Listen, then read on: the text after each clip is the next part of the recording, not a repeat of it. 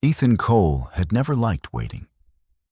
To him, time was a currency, and wasting it was a kind of theft.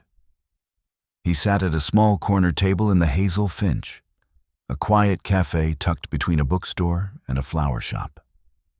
The air smelled faintly of roasted beans and rain-soaked pavement.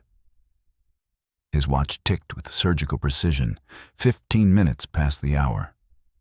No text, no call, no sign of his blind date. He exhaled slowly and straightened the cuff of his charcoal suit. The barista glanced his way, reading his tension like a headline. Ethan gave a polite shake of his head. Not yet. He would wait 5 more minutes, maybe 3. Then, as he reached for his coat, a small voice piped up from below the table. "Are you Mr. Ethan?" Ethan blinked. A boy stood there, maybe 4 years old, with dark curls, blue sneakers, and a stuffed dinosaur clutched under one arm. His cheeks were flushed from the drizzle outside. "My mommy's sorry she's late," the boy announced proudly, as if delivering an important message. "She said I had to tell you right away." Ethan froze. His usual precision unraveled in an instant. "Oh," he managed. "Well, thank you." The boy grinned, then pointed to the empty chair across from him. "That's for her, right?" Before Ethan could respond, a woman rushed in, her hair slightly damp from the rain. She was carrying a tote bag and wore a denim jacket over a simple green dress. There was nothing flashy about her, but something about her presence pulled the noise out of the room. "Noah," she said gently, catching her breath. "You weren't supposed to run off." The boy looked sheepish. "But I found him." Ethan stood. "You must be Mira Dawson." She nodded, brushing a damp curl from her face. "And you must be the very patient Mr. Cole. I'm so sorry. There was an accident a few blocks away. A man fell off his bike. I couldn't just walk past."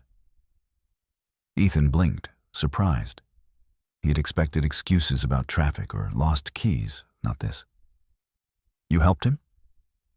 "I'm a nurse," she said simply, as if that explained everything. And in a way, it did.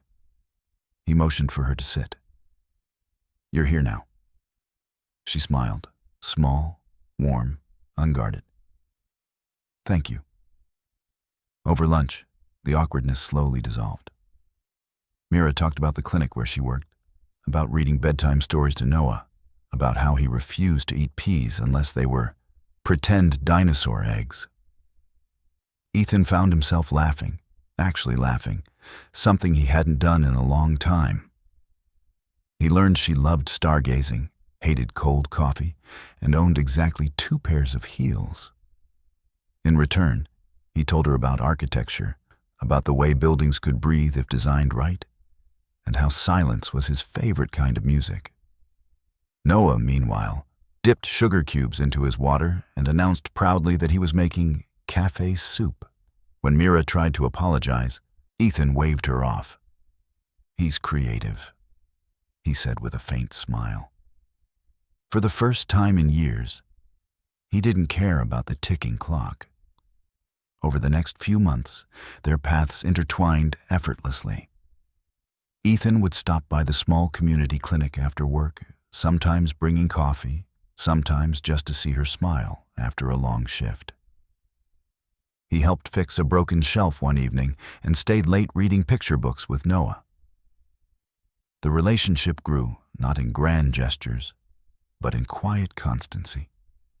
Laughter over burnt toast, shared umbrellas in the rain, the small ritual of 3 mugs of hot chocolate on Friday nights.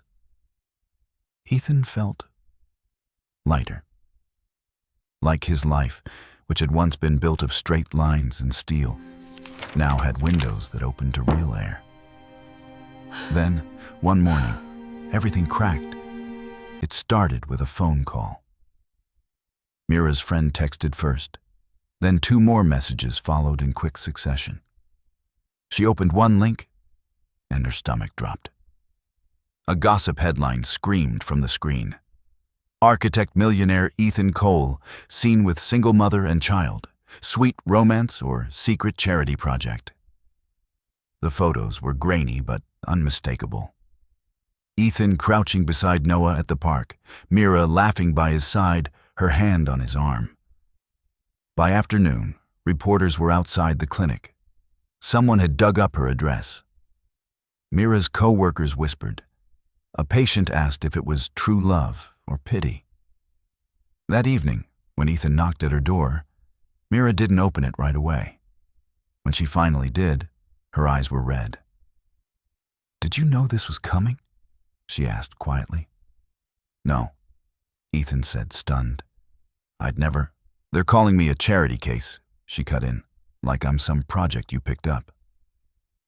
"That's not how I see you," he said, stepping closer. "I know," she whispered, "but the world does, and I can't raise Noah under that kind of noise." Ethan hesitated. "Then let me fix it." She shook her head. "That's the problem, Ethan. You always fix. Some things just need to be felt." Silence filled the space between them. Then she said, barely above a whisper, "Maybe you should go." Noah's voice floated from the hallway. "Mommy, is he not coming anymore?" Mira closed her eyes. Ethan looked at the small pink rain boots by the door, at the life he'd started to belong to, then turned and left, his footsteps echoing down the wet hallway. 3 days passed. The world moved on, but Ethan couldn't. On the 4th evening, as rain drizzled again, there was a knock at Mira's door. She opened it to find Ethan standing there, soaked, tired, holding 2 plastic grocery bags. No suit, no car waiting behind him, just him. He lifted the first bag. "Ramen noodles, the kind you like, and popcorn." He lifted the other. "Chocolate, questionable quality." Mira stared, torn between laughter and tears. "You're serious?" He nodded. "I'm not here as the architect or the guy with answers. I'm here because this," he gestured around, "feels like the only place I don't have to build walls." From behind her, Noah appeared in pajamas, holding something small in his hand.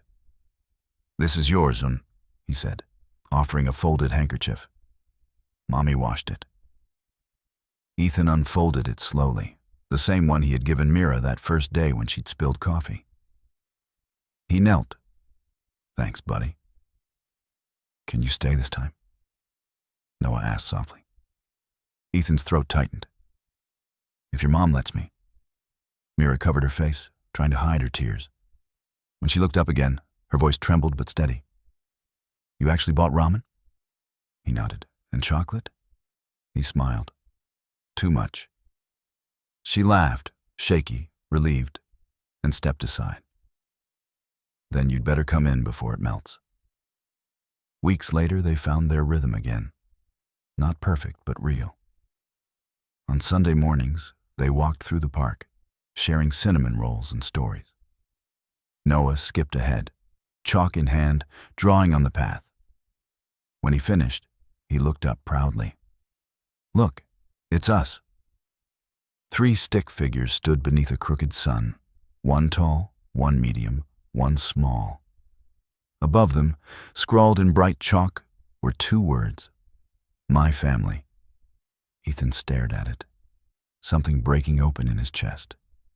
He set his coffee aside, then knelt beside the drawing. "Can I stay?" he asked quietly, looking up at Mira. "For every late moment of your life?" She cupped his face gently. "You already have." Noah clapped his chalky hands. "Does that mean pancakes every Saturday?" Ethan laughed. "Only if you help flip them." "Deal." Mira slipped her hand into his as they walked down the path together. 3 shadows stretched long in the morning sun. They didn't need to talk about the future. They were already living it. Because sometimes love doesn't arrive with fireworks or headlines. Sometimes it simply knocks and stays.